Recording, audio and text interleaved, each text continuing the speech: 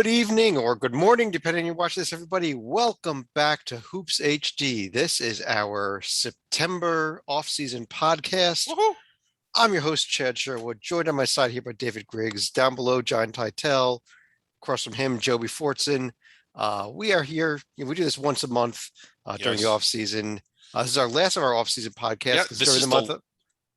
this Go is ahead, the Dave. last off-season podcast. Our next podcast will be a preseason podcast. We're moving from the off-season to the preseason. Who's excited? Yep, come October, we'll be doing all our preseason previews and then getting right into the season in November, and it's around the corner. And I thought I wanted to start before we get into things here. I want to start with a little look at behind the scenes things here at Hoops HD, actually, because the way these off-season podcasts actually work is that David will normally text me probably about a week or so before we do these shows and say, "Hey, it's time for the podcast," and I'm like, "What?" Yeah. But then we reach a point where we say, "Hey, so he actually sent me a text. I have it right here in front of me on my cell phone. Actually, I'll read this. He sent me a text about a week ago, said, "Hey, Chad, it's time for another show. And this will be the last one before we are in preseason mode. The problem is that right now I'm so disengaged. I'm pretty sure I think that college basketball starts in November. Other than that, I don't know what the hell is going on." That's pretty much what you said. Right, Yeah, that is David? what I said. Yeah. Okay. I responded. I say we do the entire show about UConn football. Yes. His response, all caps, done with 2 exclamation marks. So tonight's show is about nothing but UConn football. Joby, your thoughts on the Holy Cross loss? And of course, our good friend Zach could not be here tonight, which makes it way less fun. Yeah, would have been a lot more fun. No, but seriously, we wanted to start off the show tonight by talking about some of the conference moves that have been made. If you have been living under the rock, if you didn't know about them, but of course, Texas and Oklahoma on their way in a couple of years now, depending, it could be as soon as next year, but right now it's officially a couple of years away from moving over to the SEC. Big 12 talked about, issues merging with the Pac-12 and everything, ended up instead sending out 4 invites to BYU, Cincinnati, Houston, and UCF. So Titel, let me start with you here. A couple of years from now, we're going to have that great BYU UCF conference rivalry coming. We're going to have Houston and Kansas, which is worth the price of admission if True. they can keep the glory at Houston of getting in the Final Four and Kansas's historic tradition of having Big 12 titles every single year for years and years and years in a row. And we also, of course, have our defending national champions, and we're going to be sticking around that league too, Joby and Baylor. So I don't know if the Big 12 is quite dead yet, even without Texas and Oklahoma. Yeah, no, the Big 12 in basketball is not dead. I think because we were always talking about, for instance, last year being a perfect example. Well, Kansas State and Iowa State weren't up to something. The other 8 teams were in competition or received bids, with a very straight face. Out of the 10, you're talking 80. You take 2 of those out, but you're adding a BYU team that is traditionally in the hunt for a bid. You're adding a Houston team that made the Final Four, and you're adding a Cincinnati program that has so much tradition in it. And Memphis was there. Too bad they went with UCF. But the fact of the matter is, the basketball will remain strong. I think it will remain solid, kind of Big East level, which is good, which is Real can good. compete with the ACC, et cetera, for the foreseeable future. The problem they will have is they are not a football conference. They will not be getting the football revenue that they've gotten in the past, which will hurt all the teams' infrastructure for all sports, including men's basketball over time. They're the new American, but a better basketball brand. That's essentially what it is. And the bottom results are football drives the money train, plain and simple. Right. Now, And football. that'll hurt. I'm sorry. Football branding, and we're not football experts, or at least I'm not. But when you look at the top 25, you have BYU either in it or hovering around it. I know UCF just lost a game to Louisville, but I think they were 26th going into that. You have Cincinnati in the top 10. You have Memphis, a recent Sugar Bowl team. Like, the quality of football, while I'm not going to say that losing Texas and Oklahoma doesn't hurt, but the overall rankings seem to be still really strong, if not as strong as the rest of the power conferences. It's at least way, way, way stronger than the rest of the group of 5. David, I strongly disagree. It's a power 4 now. Okay. It's as Matt, you can look at rankings. BYU is legitimate, obviously, programming with a national brand. And it was really smart for someone to finally get off the Sunday thing and offer them, because they bring more, they bring money and eyeballs, but it's often not, it's the traditional names. Yeah. None of those teams are going to, until the playoff expands, none of those teams are going to be making a playoff. Even a Cincinnati, who is a darn good football team, and we'll find out this weekend at Notre Dame, That's 2 weeks. or next weekend Yeah. at Notre Dame. But okay, but from a basketball standpoint, half of last year's Final Four resides in this league. Kansas is in this league. Now, some of these moves, what happens with Bedlam? Are they going to keep that going? And as all of you are well aware, because I've never let you forget it, they didn't keep the border war going. Well, I guess, we can kind of, I don't know, look at Texas A&M will be returning now in the SEC. Yeah. So, They didn't keep that one going either. One of the side effects, though, of BYU's move over to the Big 12, Tell, let me ask you about this. BYU now out of the West Coast Conference. I don't know that they ever really truly fit in there. They always kind of felt a little weird to me in there. But that was, it was Gonzaga and a bunch of nobodies. Then it became Gonzaga, BYU, and a bunch of nobodies. Are we back to just Gonzaga and a bunch of nobodies here in the West Coast? No offense to St. Mary's. That's a lot of offense to St. Mary's, Chad, but yes, it is them and a bunch of nobodies. No, Gonzaga should be able to run the table for the foreseeable future. As long as they can keep their coach on the up and up, I think they'll be okay. And I think to Gonzaga, this is a good point. I think to them, they look at it as, all right, 2 more out of conference games. That's 2 more top 10 teams we can play. Well, I don't know. It's a chance to play 2 more conference foes because they actually cut down the West Coast Conference schedule from the full round robin. If you remember, because Gonzaga wanted more non-conference games. Yeah, Gonzaga gets whatever they want in the West Coast Conference. They lose some branding, and that's no small thing. But this conference, we've talked repeatedly about how it is not under the radar. It's not Gonzaga and a bunch of UTR teams. The coaching is getting a lot better. I think the programs have elevated them.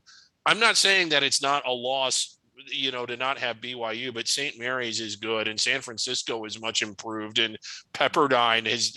I think this league is going to be fine.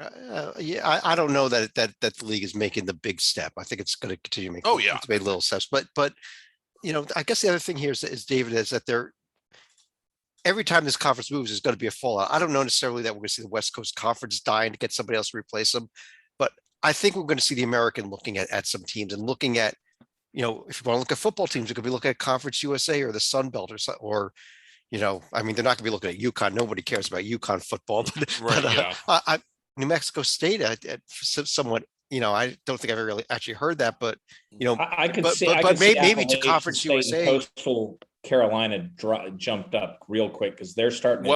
They have strong fan bases and new markets. Coastal in particular has a growing. Well, and you look even at a school like Liberty out there, who's now a football school. There are programs out there that good football school.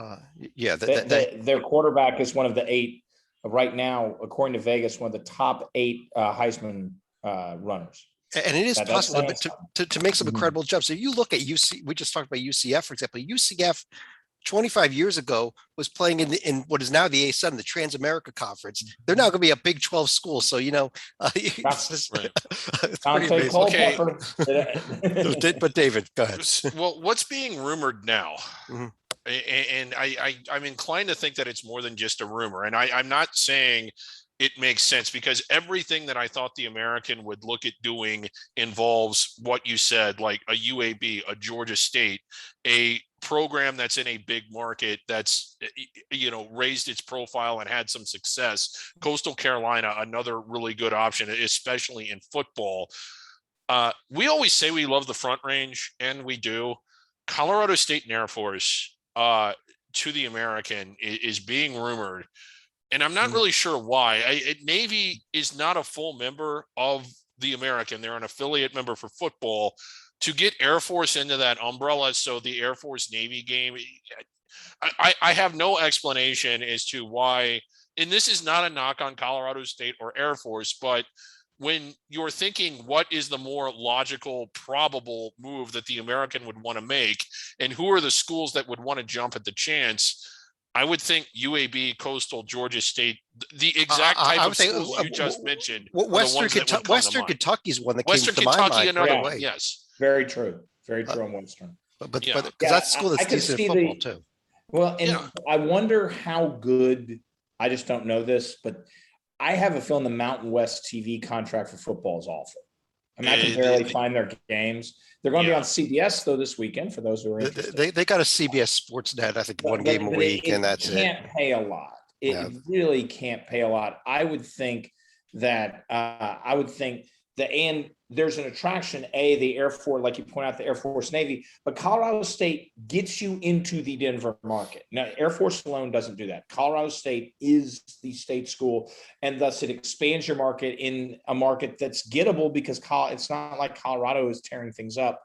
Right now it is a split city, though Colorado is the superior team right now. Well, is But it who split knows? 3 ways? Because there is a third out there. Colorado School of State, Mines. Wyoming is, They're good. at least in football, the signature Mountain West rivalry, at least Front Range. Never mind. Colorado State, Wyoming is a bigger rivalry than Colorado State Air Force. Well, I mean, Yeah. let me go from here to Titel. Are we going to end up in a situation where we're just going to we're going to have tons of moves over the next several years because you fill in the American, now Conference USA, or Mountain West is looking to add people, and then they're taking from the next level conference, the next level, and we just end up with some craziness. Are we looking at that effect? Had you asked me 6 months ago, I would have said no way. I thought that the system was working pretty well, but I think Texas and Oklahoma have started a avalanche of movement from all teams at all levels of D1 in all parts of the country. I don't know if it's going to be something where we end up with like 5 power conferences of like 20 to 25 teams each or something insane like that. But the fact that it's even a possibility, I mean, I never thought we'd see 4 teams join the Big 12 overnight, and that seems to have happened. Yeah, and now we've got a 16-team SEC. David, the Atlantic Sun just sent an invite to Austin P out of the OVC, Yeah. and they're talking about there's up to 4 current D2 schools they're talking to. Yes. We could be seeing a 16-team ASUN in a couple of years here as well. Very soon, as soon as not even a couple years, it could be next year. Mhm. Now again, a good number of those programs are D2 programs. They would not be full D1 members until they go through the transition. And the Atlantic Sun, the appeal to Austin P, I want to say, is it Eastern Kentucky and Jacksonville State. And there's a Southland team that's moving as well. Is it Central? I believe it was Central Arkansas. Yes. Okay. The appeal is they are looking to collectively move all the way up to the FBS and be in 11th conference. Like the schools that are joining it are doing it of the understanding that they're all going to transition up and all form basically an Atlantic Sun football conference. North Alabama in that league, Liberty obviously in that league. Well, not in football, but not in football, but I bet they would be if it became a D1 league. But so that is the appeal. Why would Austin P? Why would EKU? These are schools that have long wanted to go to the FBS, but have not exactly had the invite and didn't want to go up as an independent. Now they don't have to. I think that's the attraction of the ASUN. West Georgia, a D2 school going right all the way up to the FBS. If they accept this invite, what I was a little bit floored. Was it Lincoln Memorial in Queens? Lincoln Memorial, Queens Queens College out of North Carolina, and there was a 4th. Yes. Yeah. Why would they want to bloat it out to 16 unless they want an even balance between schools that play football and schools that don't? A 16 team under the radar conference, which is typically a 1-bid league, just sounds insane to me because that is a lot of people to be sharing a very small piece of the pie of, because when you're in under the radar conference, if you're not one of the Big 10 that's on the Hoops HD report, 8 years out of 10, you're getting one team, you're getting one unit, and that's it.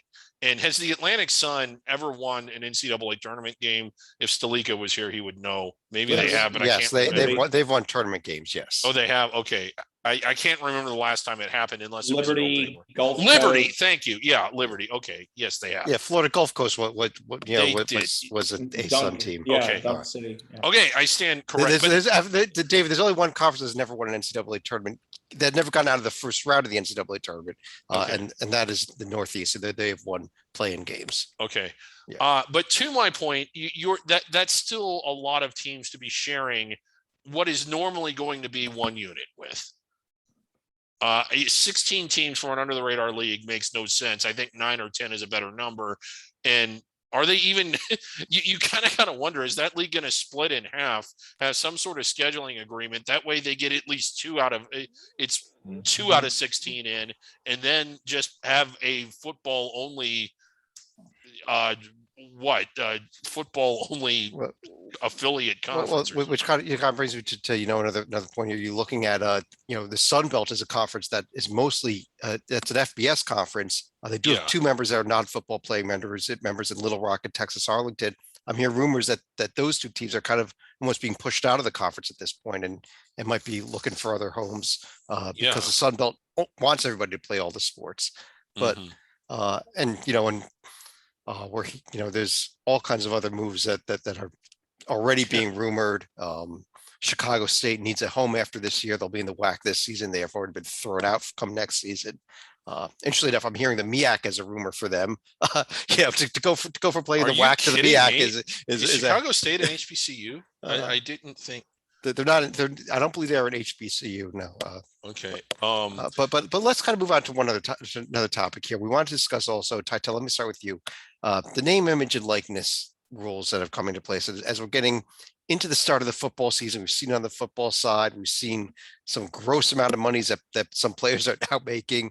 We're definitely, I think, starting to see it in the basketball side, especially with what Memphis was able to do with a couple of the guys that a couple of the freshmen that they brought in this year. What are your thoughts on what we're seeing so far? I think that schools are starting to feel their way around, and the athletes and the administration, to get it all together, because there's all sorts of legal implications and all sorts of millions, if not tens of millions of dollars being thrown around. I was interviewing, one of my season preview interviews was with Haley Van Lith, who's a sophomore guard at Louisville. You might not know her. Her NIL rights are allegedly valued at like $1 million a year for like a person you probably haven't heard of unless you are a big time women's basketball fan. So imagine like what a superstar on the men's side, perhaps her boyfriend, Jalen Suggs, who's now in the NBA, would make if they're like on national TV, playing big time games every weekend, getting interviewed. Like, brands want to be around people who are getting eyeballs, right? Well, and what I'm hearing is the reason why Imani Bates, who was the last major recruit to sign for anybody's side with Memphis, John, was, because he got an NIL deal in the area, correct? Yeah, I mean, Joe, you know a lot about like the money and the business side of sports. I assume that like it might be a shifting landscape where if you have a booster who's willing to pay a guy $1 million legally, that might get the recruit there that otherwise they would not get ordinarily. Yeah, I mean, it's the question is, and this is the question still not fully vetted out, is are we merely taking the cash that was being distributed and now just making it legal? Because we all know that there was under the table stuff going on. I hate to sound this way, it was relatively rampant. And now it would be dumb to do it. NIL you still have to have a service that meets the market element. So you can't just walk up with a bag of cash. But come on, you can find a way to make it work. If you're too lazy to make it work under the existing rules, which are very loose, undefined, etc., well, then you know what? You deserve to be, at least the booster deserves to be banned, because you're too stupid and uncreative to be able to come up with the right way to do it. Yeah. It will be very interesting, though, to see how this plays out.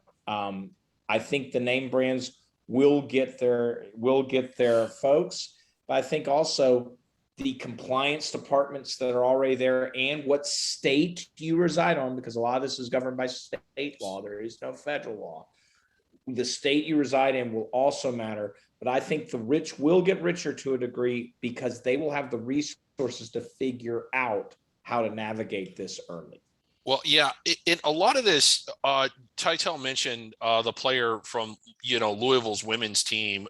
The reason she is so valuable is because of the social media presence she has. Now, that's not, I'm sure being a basketball player has helped her grow that, and being, dating an NBA player has also helped grow that. But just like, she has more followers than even I have, believe it or not. So she's, I mean, she has more followers than a lot of famous players, than a lot of highly paid players. And that's what she's being able to monetize.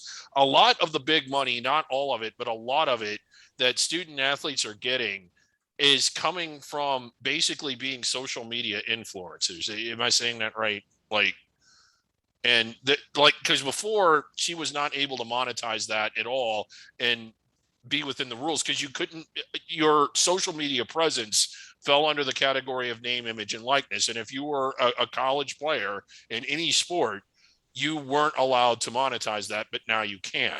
So just getting it out there, it isn't just that she's a great player. As you said, like, women's basketball doesn't get the popularity that men's does, but her as an individual is worth a because of her social media presence. Right. So, obviously this is going to play out, but, I think we're going to see, I think it's like Joby said, that we're going to see a ton of money, but it's probably just the money that was getting to people's hands anyhow. We're just now making it legit, and maybe that's a good thing to just make it legitimate and have it all above board here. The other major change, though, in addition to the name, image, and likeness rules heading for this season, is the transfer rules. You no longer, for your first transfer, have to sit out a year. Even all these players that did already transfer and sat out a year, I think every single waiver has been granted, at least heading into this season. And Joby, before we even started the podcast, you mentioned that we're almost running into a situation here where, with kids transferring, not having to sit out a year, plus all these players getting an extra year of eligibility because of COVID, rosters are running out of space, and we've got kids sitting out there that thought they could transfer. They are unfortunately out of space, with hundreds and hundreds and hundreds. I think that I can't remember. It's either 400 or 800. I know that's a wide swath, but I remember hearing we're talking several hundred. How about that? That's the best way to say it. That there physically is no space. And what hey, kid makes a decision, is right, but I worry about particularly a kid who may have been run off, so to speak, with no landing space. It's not just about, especially for someone who has no landing space, it's not just about, well, he doesn't have a team to go to. His education ends. And in many cases, these kids, most of these kids, I mean, there's only so many people on an NBA roster. There's only a few that matriculate, even overseas, et cetera, is limited. There are a lot of kids who might not get their education. It might be an unfortunate side effect to all the things coming at a confluence at once with the extra year of eligibility, the transfer rule.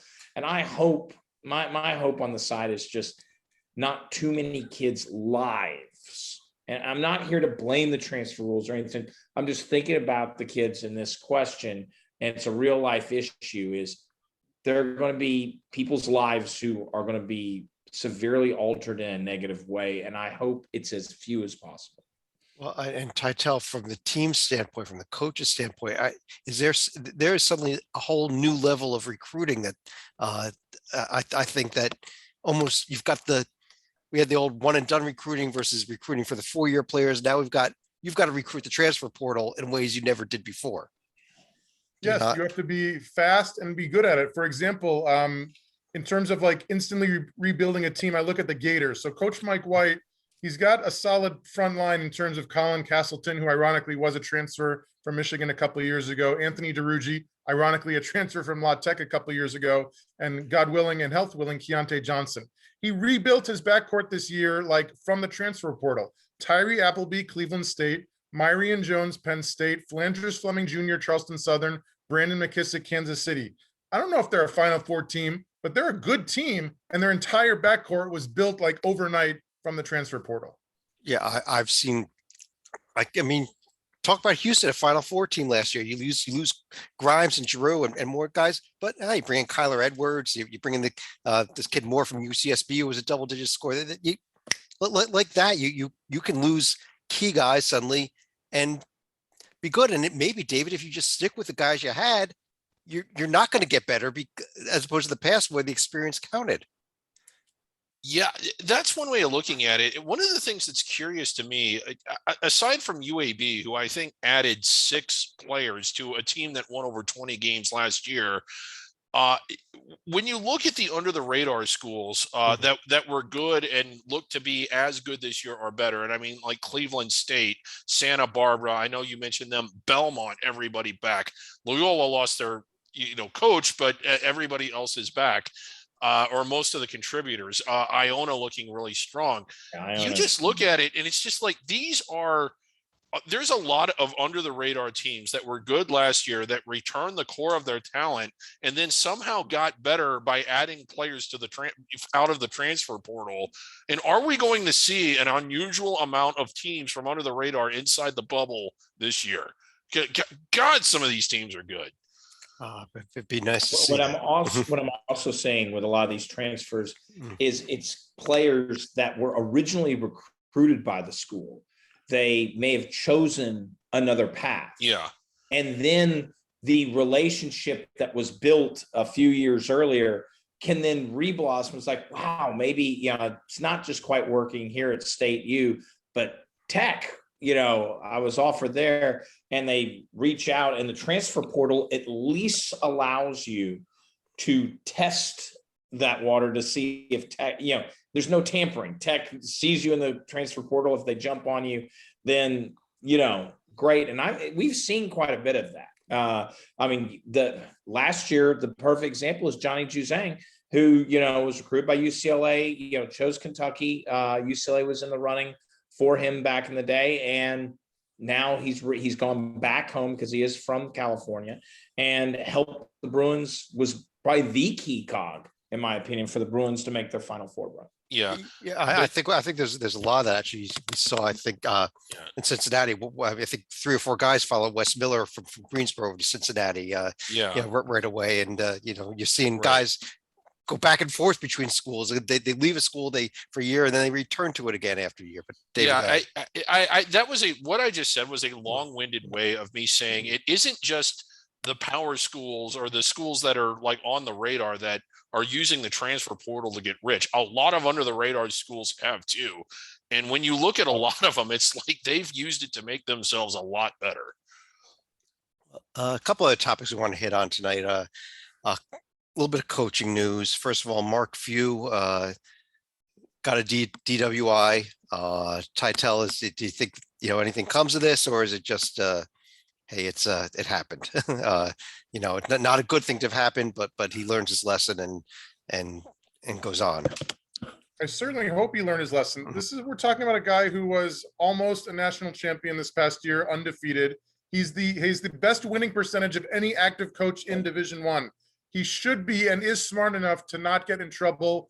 Granted, this wasn't like driving 100 miles an hour at 2 a.m. or something. Like, it could have been a lot worse. But he's a smart guy and he should know better. And I hope that he gets his life together and doesn't have to deal with this again. Well, talking about guys that did get in trouble, David, for doing something that I don't really know what they did wrong. Chris Mack has been suspended for the first 6 games at Louisville this year because he had an attempted blackmail against him. Yes, as best I can tell, he was being extorted by a former friend and colleague. I don't think Dino Gaudio and Chris Mack are buddies anymore. I could be wrong about that, but I'm venturing to say that they're not. And he was a victim here. And the reason he got suspended was because he didn't properly report how he was being victimized. Now, I don't know all the specifics about this. I don't know if Louisville, there could be 100 different reasons that this happened, and maybe it isn't quite as outrageous as what it sounds like on the surface. But on the surface, it sounds pretty outrageous. You were being extorted and you didn't report it properly the way we would have liked for you to. So you're suspended 5 games without pay. That's unbelievably outrageous. From the school that brought you strippers in the door. Right. Yeah. You would be better off bringing more strippers in, honestly, right, Joey? Yeah. If it had been a stripper who was extorting him, it would have been okay. Would have been okay. I still haven't figured this out, but at least it's going to be like the early season games. It'll be, I think, by the end of November he'll be back on the court, Right. and we'll have forgotten about the whole thing by March, unless they go like 0-5 or 0-6 or something ridiculous. Right. And it does raise the question, what high school will hire Dino Gaudio to coach their JV team next? That's about the only job he could probably get. Good grief. I guess on that note, that covers all the topics I had written down here. So why don't I run through each of us here for any of their final thoughts at the end of our September podcast here. Tytel, let me start with you. Just wanted to look ahead to the future. Some people might have thought that Duke would take a step backwards next year after Coach K retires, or that he might leave the cupboard bare. I assure you that is not the case. They now have 3 top 10 recruits for next year. Derek Lively, 7'1", Dariq Whitehead, 6'6", Kyle Filipowski, 6'10". John Shire, you're going to be just fine. And what comes from that I mentioned is, from my understanding is that for the recruits, even for this year, Coach K kind of let Shire do all the recruiting, even for this upcoming season. He's kind of sitting back and being the X's and O guys for his little farewell tour. And Joby, we're gonna have fun with the Coach K farewell tour this year, aren't we? I know as a Virginia guy, you're gonna love that one, huh? It's just insufferable is a adjective for one some reason. But let me stick with you for your final thought. Well, mine was touched on by Tytel. We've seen a lot of, it is remarkable how NIL has made such a big impact, because if you look at whether it's ESPN's early ratings, CBS's early ratings, general Vegas odds, all of a sudden out of nowhere, Memphis, pre-Imani Bates and post-Imani Bates, pre-Imani Bates, they were anywhere in that 20 to 30 range, maybe front part. But now they are a consensus like 7 or 8. The question is, because we can all do the math, did they really go from a first weekend and out team to an Elite 8 team overnight? Does Imani Bates really bring that? It'll be very interesting. That is what the knee-jerk response has been over this. And so maybe NIL will also be bringing that excitement, not just Imani Bates, but the preseason. I mean, if I'm living in the city of Memphis, hey, yeah, Imani Bates, I might want to go see him, but I might want to go see a top 10 team, as well, that then brings on. So it actually might be an investment that pays off at the box office as well. You know what? I think for Memphis, it may also be, I don't know how Penny's X's and O's have been, but he's upgraded his assistant bench. Like him or not, Larry Brown's going to be sitting there this season, among other players, even though he's 5,000 years old. So, have you watched Memphis at all? His X's and O's have been horrible. Well, that's why I'm saying that upgrading your assistant coaching staff may help with that. But Dave, before I go to you, throw my final thought out there, and I want to really spend a quick moment to congratulate the Pac-12. I'm an East Coast guy, but the Pac-12. Nobody liked their commissioner, Larry Scott. They got rid of him. So congratulations to them. One of the very first basketball moves done by the new commissioner, signing a conference challenge series with the SWAC. That is high class move, living up to the Pac-12, living up to its opponents. Its level of competition there. But David, let me let you finish things off. I actually kind of like this from a SWAC standpoint. It's amazing. Yeah. It is a whole, like, it isn't just buy games against SWAC teams. Like, they are going on the road to play SWAC teams, and why not? Like, it boosts your metrics. They're winnable road games. They'll likely win. the schools that they're playing in the SWAC will probably get more money than they would have gotten from a bye game because they might sell the game out. And it probably, if you're the Pac-12 team, you're probably spending less to go on the road to play that game. So strategic. My final thought is a little bit outside the scope of what we normally talk about. 98% of what we do, maybe higher, is Division I men's basketball. Brescia University, and I hope I'm not mispronouncing that. If I am, I apologize. Out of the NIIA, has hired a new athletic director. Did you see this? It's Sarah Gaylor. She'd been with the Milwaukee Bucks. She's been in basketball. New AD at Brescia University. Oh yeah, and she's also the new men's head basketball coach, the first women's basketball coach, or the first woman to be. God, I wish we could edit that, but Chad won't do it. No, The first no way. woman to be named the head coach of a men's collegiate team, so far as I know. I've long thought that this was a great untapped resource. A lot of problems that players have with male authority figures. If you have a woman on the staff, which very few staffs do, but if you do, it could really help with the chemistry and the dynamics. There seems to be this whole notion that that players won't respect them as an authority figure. I don't know what kind of women you have in your life, but I think they absolutely would. I think when you are eliminating half of the human race, you're eliminating some of the best people that could ever work and coach in the game. I'm glad it's finally been done. I hope that she's successful, not because so much for Brescia, but because I want the sort of paradigm to be broken that women cannot be successful head coaches in men's basketball, because they absolutely could be. Title's telling me it's pronounced Brescia. Is that right? Brescia? Brescia, excuse me for mispronouncing it. All right. Yeah. But I guess on that note, I do want to thank everybody for joining us. On behalf of David Griggs over there, mispronouncing school names, John Titel below me, Joby Forza to his side. I'm Chad Sherwood. This has been our September podcast. We're back probably early to mid-October with the start of our preseason previews. We're going to go through all the conferences leading right up to opening day, November 9th. So it's getting close. Thanks for joining us, everybody. We'll talk to you again real soon. And now I have to figure out how to stop this thing from recording, and I can't do that, actually. Here we go. Okay, yeah, Thanks I for joining us. mispronounced school, but at least I know how to turn the damn thing off.